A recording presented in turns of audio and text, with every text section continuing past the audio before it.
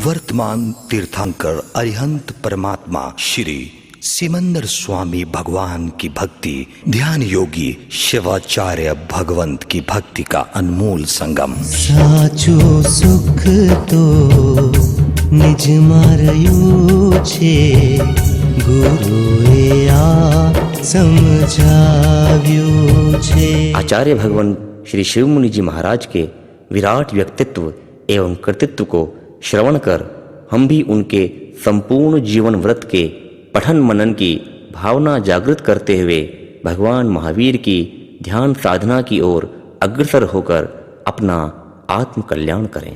गुरुए आपणु दर्पण छे, गुरु ने सर्व समर्पण छे। गुरुए आपणु दर्पण छे, गुरु ने सर्व समर्पण छे। गुरुए आपणु सर्व समर्पण छे, दर्पण छे। गुरु ने सर्व समर्पण छे, गुरुए आपणु छे, गुरु सर्व समर्पण छे।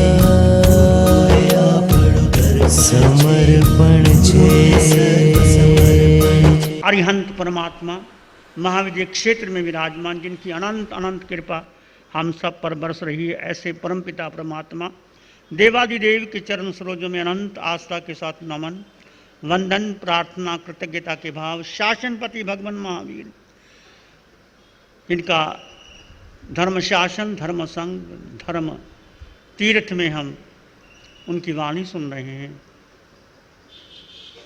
उनके ज्ञान को जीवन में आराधना कर रहे हैं। ऐसे प्रभु महावीर जो प्राणी मात्र के कल्याण के लिए उन्होंने जन जन को उद्बोधित किया, अपने लिए कुछ भी नहीं चाहा, प्राणी मात्र का मंगल हो, कल्याण हो। चाहे अर्जुन माली आया, चाहे चंड कौशिक आया, चाहे संगम देव आया, कोई भी आया, किसी के प्रति दुर्भावना नहीं, किसी के प्रति द्वेष नहीं, किसी के प्रति राग नहीं। ऐसे भगवान महावीर 24वें तीर्थंकर हमारे लिए आदर्श हैं, हमारे नायक हैं, हमारे पिता हैं, हमारे परमात्मा हैं, हमारे तीर्थंकर हैं, देवादिदेव हैं। हम उनके आदर्शों पर चलें तो जीवन में मंगल ही मंगल होगा। उस प्रभु को अनंत नमन वंदन करते हुए हम चर्चा कर रहे थे भावना। जीवन में भावना का बहुत गहरा महत्व होता है। आप किस भाव से प्रवचन सुनते हैं, किस भाव से स्थानक में आते हैं, किस भाव से स्वाध्याय करते हैं, किस भाव से प्रतिक्रमण करते हैं, किस भाव से ध्यान करते हैं, ये मुख्य है। स्थान का, व्यक्ति का, वस्तु का महत्व है, पर सर्वाधिक महत्व है भाव का। वो भाव तुम्हारे पास है, उसको चाहे ऊपर कर लो चाहे नीचे कर लो।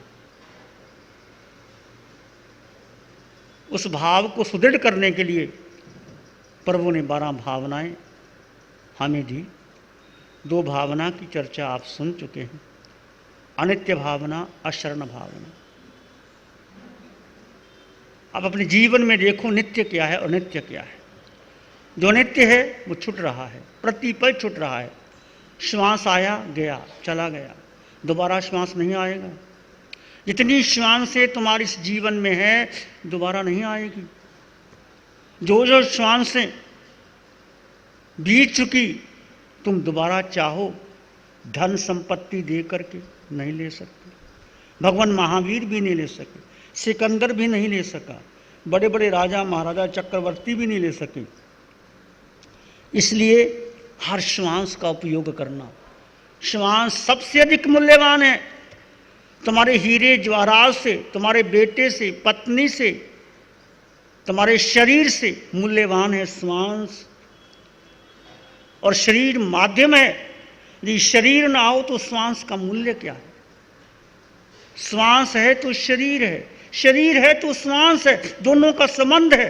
परंतु शरीर अलग है, श्वास अलग है। शरीर है तो आत्मा है, आत्मा है तो शरीर है, दोनों जुदा जुदा है पर साथ है। रहते हैं साथ, अलग अलग हैं। इसको समझें, गहराई से समझें। क्या आत्मा टिक पाती है शरीर के बिना? क्या शरीर रह पाता है आत्मा के बिना? आत्मा जिस क्षण चली गई, श्वास टूटा, ये देह को कोई पूछता भी नहीं, कोई मूल्य भी नहीं, कोई शरण भी नहीं। तो मूल्य है आत्मा का, पर आत्मा को शुद्ध करने के लिए क्या चाहिए? शरीर चाहिए। कुछ लोग कह देते हैं शरीर की क्या जरूरत है, आत्मा को शुद्ध करना है तो वैसे कर लो। उनको कहा जाता है भाई मक्खन को घी बनाना है तो तपेले की क्या जरूरत है, सीधा ही बना लो, बन सकता है। बीच में क्या चाहिए? तपेला चाहिए। तपेला कहो, बर्तन कहो, क्या कहो, जो तुम्हारी अपनी अपनी भाषा में, बीच में बर्तन चाहिए। ऐसे ये बर्तन है देह। देह मंदिर है, तपवन है मेरा अंतस्थल, आर्य हम मूल हैं, शायद तुम्हें मालूम ना हो। हम आर्य हैं। आर्य का मतलब श्रेष्ठ। ये आर्य जाति बन गई। जैसे सेठ को श्रेष्ठ कहा जाता था, सेठ जी। सेठ का मतलब जो श्रेष्ठ है, जो उत्तम है। आज सेठ किसको कौन मानता है? जिसके पास धन हो वो सेठ, चाहे कैसा भी कुछ भी करता रहे, चाहे वो कहीं जाए कहीं आए, वो सेठ जी कहलाते। वो सेठ नहीं, श्रेष्ठ को सेठ कहा जाता था। भाषा बदल जाती है। जो श्रेष्ठ है, उत्तम है, ऐसे आर्य को उत्तम कहा जाता है। ये आर्य जाति उत्तम जाति थी। बाद में आर्य समाज बना, सब कुछ बना। आर्य हम मूल हैं, मूलतः हम श्रेष्ठ हैं। मतलब मूल हमारा जो देह में जो आत्मा, वो मूल शुद्ध है। देह मंदिर है, इस देह को मंदिर बनाओ। मंदिर में जाओ तुम्हारी मर्जी, ना जाओ तुम्हारी मर्जी, ये देह ही मंदिर है। इस मंदिर में आत्मा है, आत्मा में परमात्मा, आत्मा में केवल ज्ञान, आत्मा में भगवान, आत्मा में सिद्ध, आत्मा में सब कुछ आत्मा में है। जैसे दूध में क्या है? क्या है बहनों? दूध में मक्खन भी है, पनीर भी है, घी भी है, छाछ भी है, रबड़ी भी है, मलाई भी है, और क्या क्या बहनों? आप ज़्यादा जानते हो मेरे से। और क्या क्या है? सब कुछ। बर्फ़ी भी है, कलाकंद भी है। दूध ना हो तो बर्फ़ी बनेगी, कलाकंद बनेगा। तो बेस क्या है? दूध। दूध को अमृत कहा जाता है, रत्न कहा जाता है। इसकी कीमत समझो। ऐसे देह की कीमत समझो। देह मंदिर है। ये मंदिर में अंदर कौन है? तपवन है मेरा अंतस्थल, जहाँ से भावनाएं उठती हैं, जहाँ से चेतना का प्रकाश होता है, जहाँ से धर्म की ज्योति जलती है, जहाँ से तुम्हारा विकास होता है, जहाँ से तुम प्रकट होते हो। से बीज में वृक्ष निकलता है, प्रकट होता है, उद्भव होता है। वो तुम्हारा अंतस्थल। जब तुम ध्यान की गहराई में बैठो, जब तुम स्वधेय में डूब जाओ, तो अंतस्थल में डूब जाओ। देह मंदिर है, तपोवन है मेरा अंतस्थल। अंतस्थल तपोवन जैसा है। पहले जमाने में तपोवन होते थे। राजा महाराजा बगीचे में जाते, वहाँ संत होते और प्रवचन होते, वो तपोवन होता था। ये पौषधशाला तपोवन है। ये आपका स्थानक तपोवन है, जहाँ से आप तप करते हैं, जहाँ पर कर्मों की नजरा होती है। ये स्थानक कर्म नजरा का सबसे उत्तम साधन है।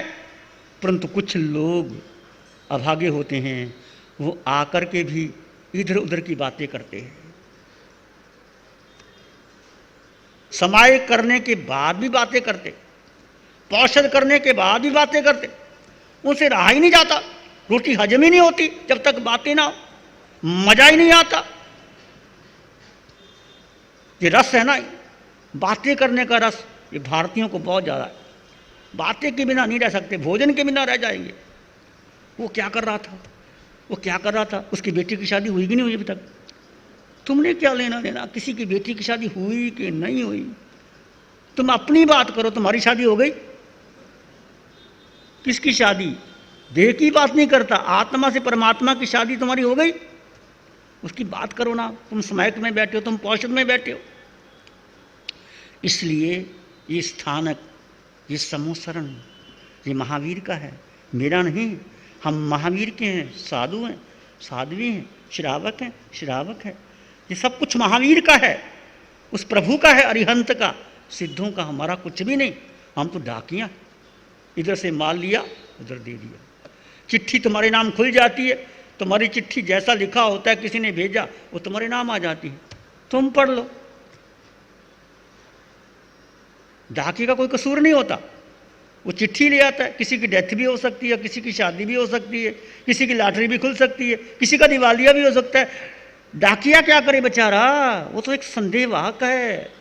जैसे तुम्हारा कर्म तुमको वही मिलेगा, निश्चित मिलेगा। तो कर्म को सुधारो। देही मंदिर है, तपोवन है मेरा अंतस्थल, आर्य हम मूल हैं, शायद तुम्हें मालूम ना हो। कहा कवि ने, शायद तुम्हें मालूम ना हो।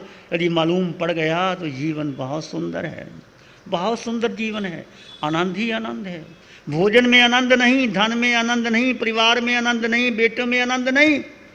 तुम्हारे भीतर आनंद का स्रोत बह रहा है, खजाना बह रहा है। लो, प्रकट करो। दरवाजे बंद करो। कौन से दरवाजे? ये पांचों इंद्रियों के दरवाजे। ये सारा विषय कषाय पांचों इंद्रियों से आता है। आंखें रूप देखना चाहती है, कान संगीत सुनना चाहते हैं, नासिका सुगंध लेना चाहती है, जिह्वा रस लेना चाहती है, शरीर स्पर्श करना चाहता है, और मन जो चाहता है वही छाप लगा देता है। बुद्धि निर्णय ले लेती, हाँ ये ठीक है, ये मेरे लिए उत्तम, ये ठीक नहीं। बस सारा संसार इसमें चला जा रहा है। तो संसार को कम कैसे करना? ये भावनाओं के द्वारा आप बहुत संसार को कम कर सकते। 12 भावनाओं में कोई भावना, एक भावना अपने जीवन में अपना लो और गहरे गहरे गहरे डूबते चले जाना। तो समझ में आई नित्य अनित्य क्या है, क्या है नित्य, क्या है नित्य, तुम स्वयं निर्णय करो। भगवान ने कहा एक ही नित्य है, तुम जो तुम हो, बिना नाम के, निराकार, कोई नाम नहीं, कोई जन्म नहीं, कोई मरण नहीं, कोई माता नहीं, कोई पिता नहीं, कोई स्वाद नहीं, कोई गंध नहीं, कोई रस नहीं, कोई स्पर्श नहीं, तुम हो वही जानने योग्य है, तुम हो वही पहचानने योग्य है, तुम हो वही तीर्थ है जानने योग्य है, तुम हो वही शिखर है स्पर्श करने योग्य है। बाकी सब बह रहा है, बह रहा है, उसको बहने दो, तुम मात्र दृष्टा रहो, तुम्हारी कोई कर्मों का बंधन नहीं होगा। इतनी गहरी साधना भगवान ने दी हमें, पर हम नहीं ले पा रहे, मैं भी नहीं ले रहा, पर जितना ले सको प्रयास करो। तुम हो, नित्य अनित्य का भेद करते रहो। शरण, कौन शरण है देखो, कौन शरण है। अपने परिवार में देखो, दादा परदादा सब चले गए, कितने चले गए। मैं अपने जीवन में देखता हूँ बचपन से लेकर कितने लोग चले गए। परिवार के, संघ के, समाज के बड़े बड़े रथी, महारथी, दानी, मुनिराज बड़े बड़े चले गए। तो क्या मैं अमर रहूँगा? तुम अमर रहोगे। जब सब चले गए तो मैं भी जाऊँगा और तुम भी जाओगे, फिर तैयारी क्यों नहीं करते? जब काल बुला आएगा फिर जाओगे। पहले बुद्धिमान व्यक्ति वही होता है जो पहले तैयारी करके। किसी शायर ने कहा कोई यमदूत आ जाए लेने के लिए तो क्या करना, दिल को तस्कीन रूह को आराम आ गया, दिल को तस्कीन रूह को आराम आ गया, मात आ गई कि दोस्त का पैगाम आ गया। ये सलेखना है, ये संथारा है। दिल को तस्कीन रूह को आराम आ गया, मौत आ गई कि दोस्त का पैगाम आ गया। जब कोई मौत आए, दोस्त ने बुलाया है, कोई दोस्त बुलाए तो मैं जाते हो कि नहीं जाते? ऐसे ही मौत एक पैगाम है। कब आता है? जब जीवन का लेखा जोखा बराबर होता है, जब हिसाब किताब बराबर कर लेते हो। ये भारत की परंपरा, ये ऋषियों मुनियों की परंपरा, ये सभी धर्मों की परंपरा में संथारा सलेखना को, समाधि को सर्वोच्च स्थान दिया है। और हंसते हंसते स्वीकार कर लेना, जैसे हंसते हंसते कपड़े बदल देते हो, हंसते हंसते देह को बदलना है। जब देह जर्जर हो जाती है, जब देह बीमार हो जाती है, जब देह से सार निकल जाता है, तो क्या करना है रह करके घर में? बिस्तर पे पड़े पड़े रोते रोते 90 साल के हो गए और जीना चाहते हो? 90 साल होने के बाद भी लोग छोड़ अपनी वो क्या कहते हैं चारपाई छोड़ना नहीं चाहते। मेरा बेटा, मेरा पोता, पोते का पड़पोता, पड़पोते का पड़पोता, उसका मुंह देख लूं जरा। वो किस किस का मुंह तुमने नहीं देखा रे बाबा? किसका मुंह देखना? अपना ही मुंह देख लो, किसी का मुंह क्या देखना? अपना मुंह देख लो। अशरण, कोई शरण देने वाला नहीं। चिंतन करना, ये मैं कह रहा हूं, मेरी बात को स्वीकार मत करना। स्वयं का चिंतन करना, गहरे डूब के चिंतन करना। जब तुम अकेले घर में बैठे हो, कोई संगी साथी नहीं, पत्नी मायके चली गई हो, बच्चे स्कूल चले गए हों, अकेले बैठे चिंतन करना, कोई घर में नहीं। क्या है मेरा? क्या वास्तव में घर मेरा है? क्या बेटा मेरा है? पूछना। श्वास रोक के बैठ जाना, जैसे वो युवक बैठा था। फिर आएंगे घर वाले, फिर पत्नी भी आएगी, माँ भी आएगी, बेटा भी आएगा। फिर पत्नी कहेगी वो तो चले गए, चला लेंगे काम, वो तो चले ही गए, काम चला लेंगे। ये सबके साथ ऐसा ही होता है।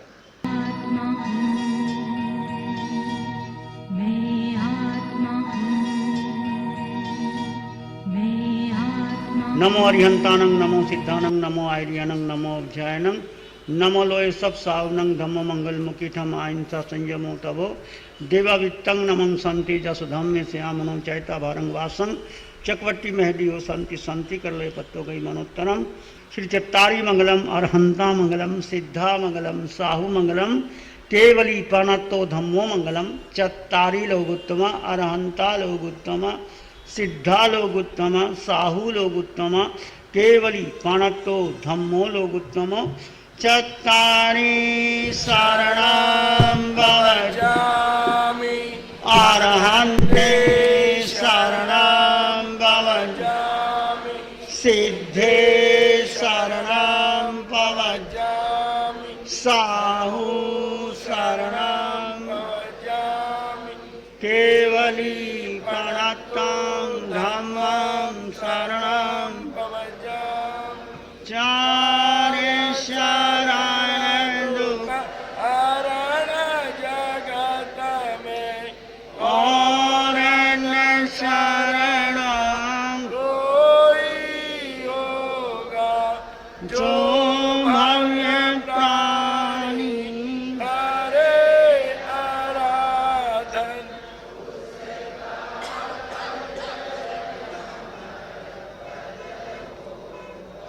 उसका